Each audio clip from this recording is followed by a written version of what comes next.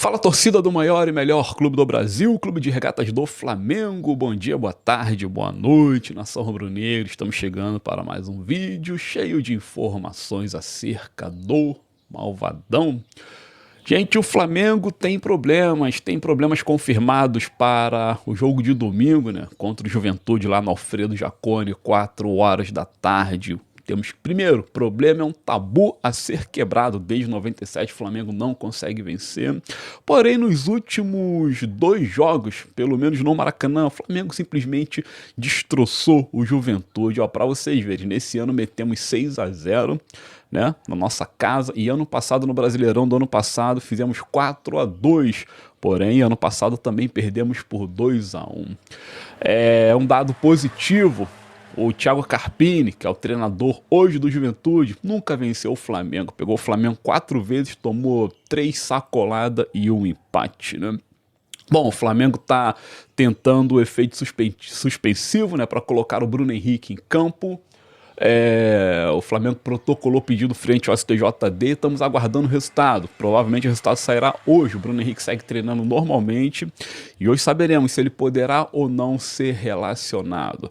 Problemas confirmados, né, para esse jogo aí você já sabe que é a ausência do Éric Pulgar, que ainda segue em recuperação pela fratura no 5º metatarso do pezinho.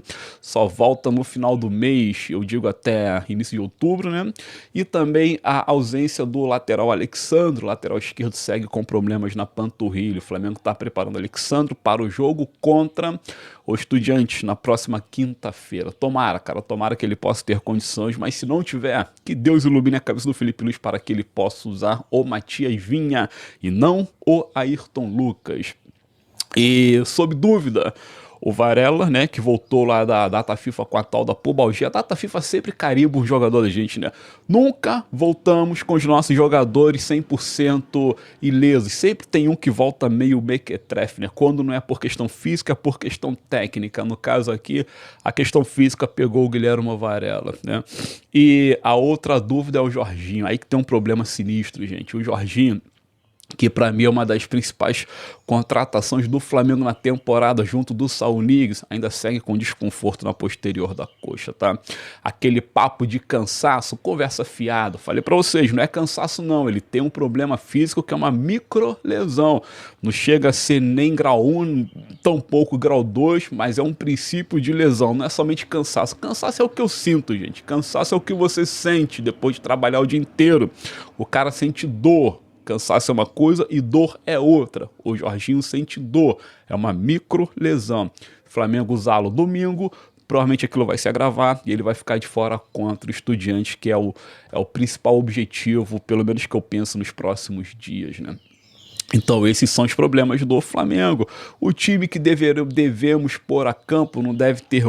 e tem a ausência também do Léo Ortiz pelo 3º cartão amarelo. Pouco se fala, mas tá aí. O Flamengo deve colocar o Rossi, o time a campo, ó, Rossi, Emerson Royal, que está 100% pronto para o jogo. Lateral está na hora de despontar. Danilo, Léo Pereira e Matias Vinha na lateral esquerda. Dupla de volante, como o Jorginho está sob dúvida, acredito que ele não vai para o jogo. Vamos com Saul Niguez e Alan e Arrascaeta no meio campo. Acho que dessa vez o De La Cruz vai respirar um pouquinho. Arrascaeta no meio campo, o Alan no lugar do De La Cruz. Trio de ataque, Samulino, Plata e Pedro. Esse deve ser o time que deve começar, mas claro que o Flamengo treina hoje, treina amanhã, treina sábado e viaja para Caxias do Sul. Ficar atento aí a tudo que está acontecendo ao Flamengo e bora seguir tocando o vídeo, pois tem muita informação. Mas antes, gente, ó, like neste material, bora dar o like para ficar bonitinho. Inscrições, toda vez que você assistir e não for inscrito, se inscreva, gente, para dar uma força aí. A gente tem que chegar a 20 mil inscritos o mais rápido possível para o canal realmente alçar a novos patamares. E toda a gente ganha inscrito, graças a Deus, mas conto com sua inscrição. Ativa o sininho, tem vídeo e live todo dia, isso de domingo a domingo. Deixa comentário acerca dos assuntos aqui abordados, compartilhe, também hypa o vídeo, valeu? Você tem 3 hypes gratuitos, dá uma hypada aqui nesse material. Valeu, gente, é isso. O Clube de Membros tá aí, quem puder ajudar, fique à vontade e bora.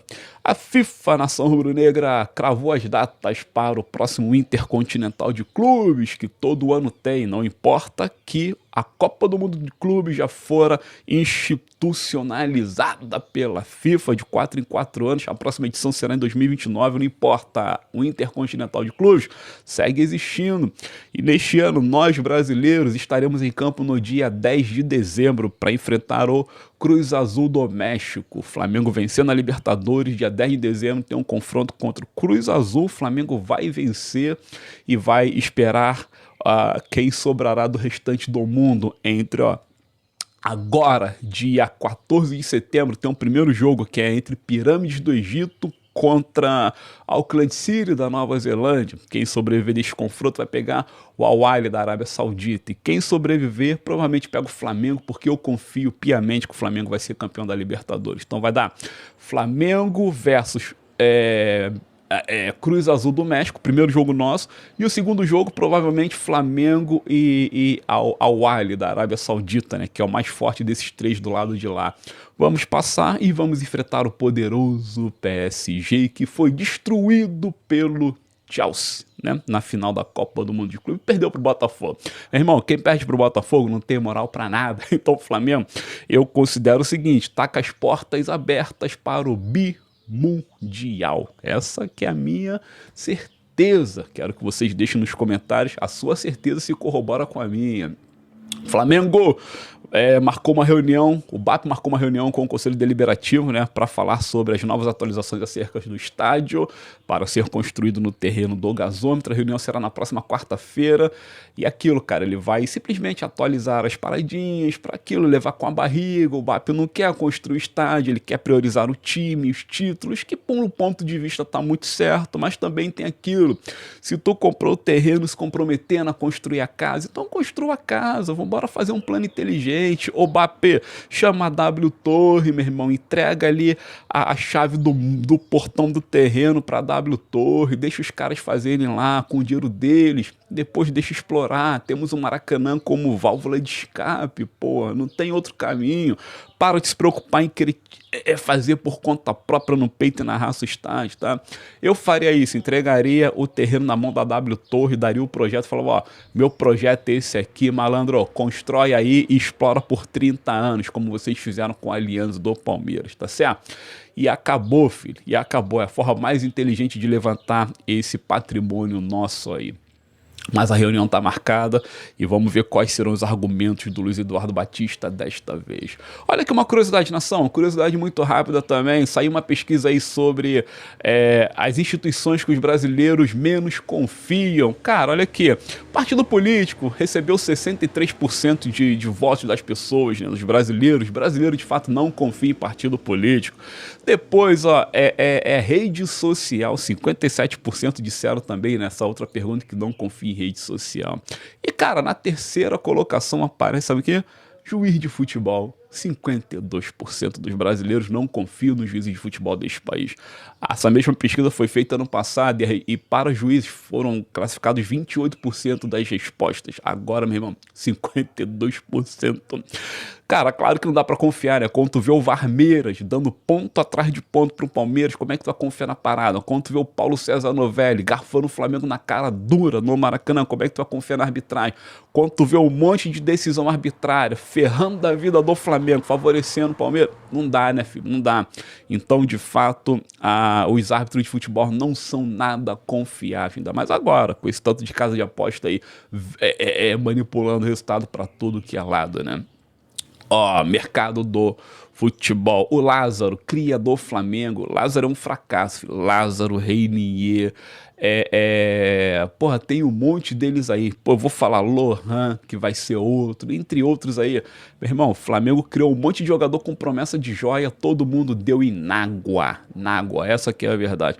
O Lázaro, que foi vendido pro Almeria numa época lá por 7 milhões de euros, agora saiu de lá e foi vendido para um clube da Arábia, um clubeco da Arábia por 5 milhões de euros. O Flamengo não tem direito a nada porque o que tinha no acordo era que o Flamengo ficasse com 30% do lucro da venda do Almeria. Se o Almeria pagou 7 milhões, se ele tivesse vendido por 8 milhões, o Flamengo teria direito a 30% de 1 milhão, portanto 300 e poucos mil euros, mas não, O Almeria ainda tomou um prejuízo de 2 milhões de euros. Comprou por 7, vendeu por 5. E nas redes sociais do clube espanhol tava lá. Vai tarde, malandro. Vai tarde porque só é preguiça pura. A visão do torcedor do Almeria frente ao Lázaro é que ele é um cara completamente preguiçoso. Então o Almeria, os torcedores estão felizes por ter se livrado do Lázaro. Joga nada, absolutamente nada. Outro que não tá jogando nada é o Gerson lá no Zenit. Inclusive um parceirinho lá que era ídolo do Zenit, agora tá no CS... No CSK, não, tá no. Enfim, tá num clube daqueles lá. Detonou o Gerson, falou que ele tem tudo, foi bem recebido, só que não quer jogar, tá de biquíni, não sei o quê. Não sei se é falta de vontade ou falta de qualidade técnica, segundo esse maluco aí falou, cara. Detonou. E o Gerson vai continuar bicudinho, porque o Flamengo lá no Museu Virtual fez o hall dos grandes ídolos recentes e o Gerson ficou de fora. Né, ficou de fora. O Flamengo não citou o Gerson como ídolo, também não poderia citar. A forma como foi conduzida esses últimos meses do Gerson no Flamengo foi simplesmente devastadora, devastosa. Então, colocá-lo como ídolo seria um escárnio, um tapa na cara da nação rubro-negra. Quem entrou nesse rol foi o Pablo Mari, com toda a justiça. Um espanhol chegou da segunda divisão, ninguém conhecia e deu sangue pelo Flamengo. Belo de um zagueiro. Quem ficou de fora também foi o Rafinha Ilharão. Com relação ao Ilharão, o Ilharão poderia ter ficado. Foi uma peça importante na máquina do Jorge Jesus, um personagem que o Jorge Jesus potencializou. Agora a Rafinha não. A Rafinha também saiu pela porta dos fundos. Mó vacilão. Todo mundo queria a permanência dele, foi embora sob o argumento de que precisava alimentar um monte de gente, ganhar dinheiro. Porra, ferra, Rafinha, vai se... Porra, né? Então é isso, cara. O Gerson ficou de fora do Museu Virtual. Nação Rubro-Negra, basicamente essas são as notícias por hora.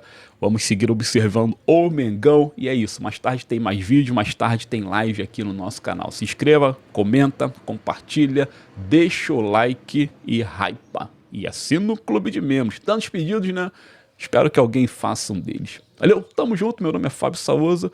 E bora lá, seguir acompanhando o Mengão. Obrigado, bom dia, boa tarde, boa noite.